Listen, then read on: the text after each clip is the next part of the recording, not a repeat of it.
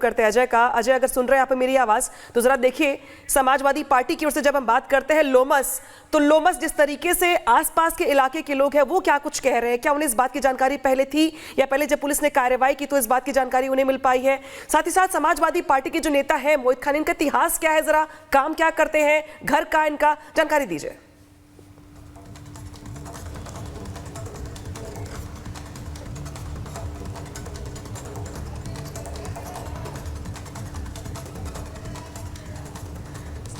देखिए, आपको बता दूं कि जब इस तरह की जानकारी लेकर के हम किसी भी जो उस क्षेत्र से सांसद जो निकले हैं उनके यहाँ पहुंचते हैं और उनके घर पर जाकर के हम रिपोर्टिंग करते हैं तो उनके घर के सदस्य भड़क जाते हैं। वो बाद में आके कहते हैं कि आपने आधा अधूरा सच दिखाया, आपने सच्चाई नहीं दिखाई, आपने पूरी तरीके से जो सच है वो झुठला दिया है। लेकिन हमारी बात यह है कि जो नाबालिग के साथ दुष्कर्म हुआ है, क्या उसके लिए वहाँ का सांसद जो सवाल उठ रहे हैं उस पर क्या वो उन सवालों के जवाब नहीं दे सकते? क्यों उनके परिवार वाले ये कहते हैं कि आप जो आरोप लगा रहे हैं वो गलत है? देखिए, सवाल ये जवाब देने नहीं आ रहा है। बड़ी बात यह है कि इतनी बड़ी घटना हो जाती है और किसी के मुंह से कुछ नहीं निकलता, दही जम जाती है, मुंह सिल जाते हैं इस तरह की घटनाओं को लेकर। आपके पास हम वापस लौटेंगे, लेकिन निषाद पार्टी भी, भारतीय जनता पार्टी ने तो सवाल पूछे ही, निषाद पार्टी ने भी सवाल खड़े किए समाजवादी पार्टी पर। इस तरह की घटना हो जाने के बाद क्या कुछ कहा, सुनवा देते हैं आपको। लोगों का प्रयास था कि जो मेन मुजरिम है पैसा वाला है, वो समाजवादी पार्टी से संरक्षण में पल रहा है, उसको लोग बचाने के लिए पैसे के भी लालच दे रहे थे। लेकिन हम कहना चाहते हैं 12-13 साल की जो लड़की है उसके साथ दुष्कर्म हुआ, उसकी वीडियो बनाकर जिस तरीके से उसको प्रसारित किया गया वो अपने समुदाय में, ये जघन्य अपराध है। मैं समाजवादी पार्टी के जो तमाम नेता हैं जो अपने पीडीए की बात करते हैं, मैं भी अगर उस पीडीए में आता हूं, हमारा समुदाय समाजवादी को अक्सर करके बहुत बहुसंख्या में वोट इस बार दे दिया है गलती से। आज देखिए पीड़ित है, तो मैं पीडीए आज चाहे यहाँ अवधेश प्रसाद जी हो, पीडीए की बात करते हैं, अयोध्या की बात करते हैं, जनमानस की बात करते हैं, चाहे राशिद खान हो जिनके संरक्षण में आज ये गुंडई हो रही, लगातार हो रही। जब से सांसद यहाँ जीते हैं लगातार हमारे समाज का शोषण हो रहा है। तो मैं कहना चाहता हूँ योगी महाराज से कि इनको जो अवैध जमीन कब्जा किए हैं, पहले तो सबसे पहले इनके बुलडोजर चलाकर इनको गिराना चाहिए। अगर नहीं गिराते हैं तो हम लोग आंदोलन करने पर बाध्य होंगे, निषाद पार्टी के जिला अध्यक्ष होने के नाते। और अभी हमारे तमाम कार्यकर्ता पदाधिकारी पूरे जिले के इकट्ठा हो रहे हैं। प्रशासन से हम हमेशा उम्मीद रखते हैं, हम लोग प्रशासन को सहयोग करते हैं। प्रशासन से सहयोग अगर करते हैं तो प्रशासन से सहयोग चाहिए, जितना जल्दी हो सके उसको गिरफ्तार करके, उसको पकड़ के, उसको साथी के जो उनको संरक्षण कर रहे हैं उनको भी पकड़ के जेल में बंद किया जाए। तो ये तमाम प्रतिक्रियाएं भी आपको सुनवा रहे हैं। लोगों का गुस्सा अब सामने साफ तौर पर आ रहा है। लोमस, जब हम एक नेता की बात करते हैं, जनप्रतिनिधि की बात करते हैं, तो कहीं ना कहीं लोग उनसे प्रेरणा लेते हैं, वो लोगों तक सही संदेश पहुंचाने का काम करते हैं, लोगों के लिए काम करते हैं। और यहाँ तो खुद नेता अपराध में शामिल है।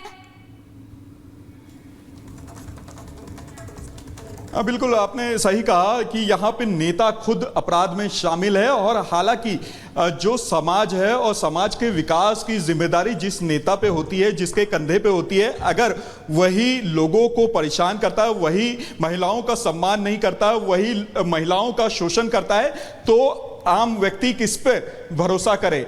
आम व्यक्ति किसको अपनी परेशानी बताए? आपने देखा कि एक नाबालिग लड़की को नौकरी का झांसा दे करके लंबे समय तक उसका शोषण किया गया, और वो भी एक सपा नेता के द्वारा।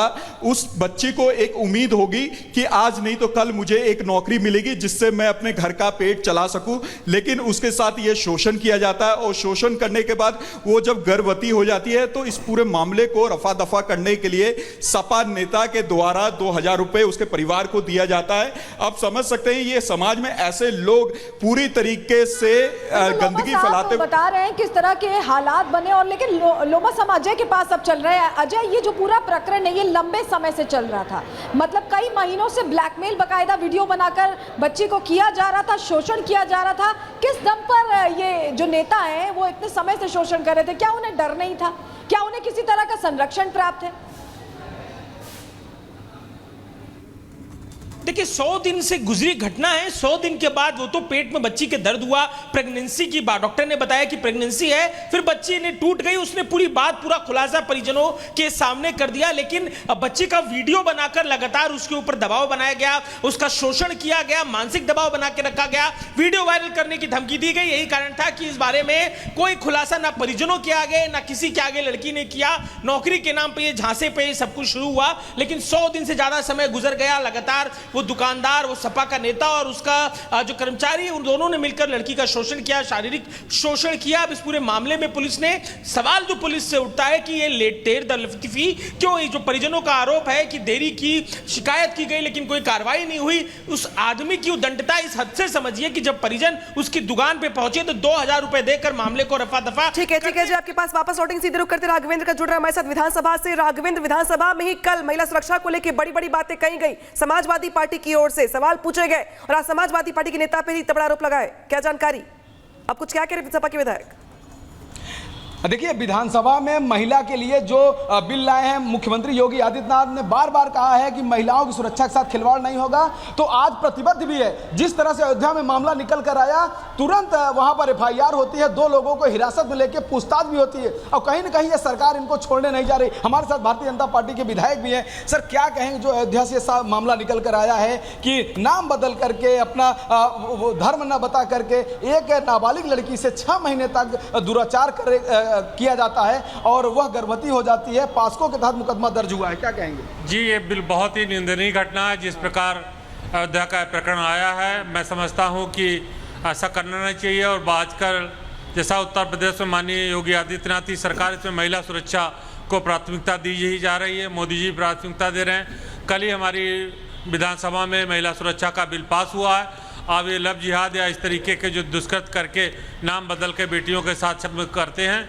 वो कोई बख्शे नहीं जाएंगे और अयोध्या में तुरंत इस पर कार्रवाई होगी। देख रहे हैं तो भारतीय जनता पार्टी के जो विधायक हैं वो कह भी रहे हैं कि जिस तरह से कल धर्मांतरण से संबंधित जो विधेयक, जो संशोधित विधेयक जो पास हुआ, उसमें कहीं न कहीं पूरी तरह से महिलाओं को सम्मान दिया गया है और यह जो अपराधी है, यानी कि जो पकड़ा गया है, जिसको हिरासत में लेकर पूछताछ जारी है, कहीं न कहीं उसके ऊपर सख्त कार्रवाई भी होगी आगे। बिल्कुल। और राघवेंद्र, जो प्राथमिक तौर पर जानकारी आई थी वो ये भी आई थी कि FIR तक दर्ज नहीं की गई थी। जो माता पिता हैं, जो परिजन हैं पीड़िता के, वो परेशान होते रहे थे, लेकिन फिर भी FIR दर्ज नहीं हुई। वो तो जब ज्यादा खुलासा हुआ, ज्यादा बात बढ़ती गई, तब जाके FIR दर्ज हुई है।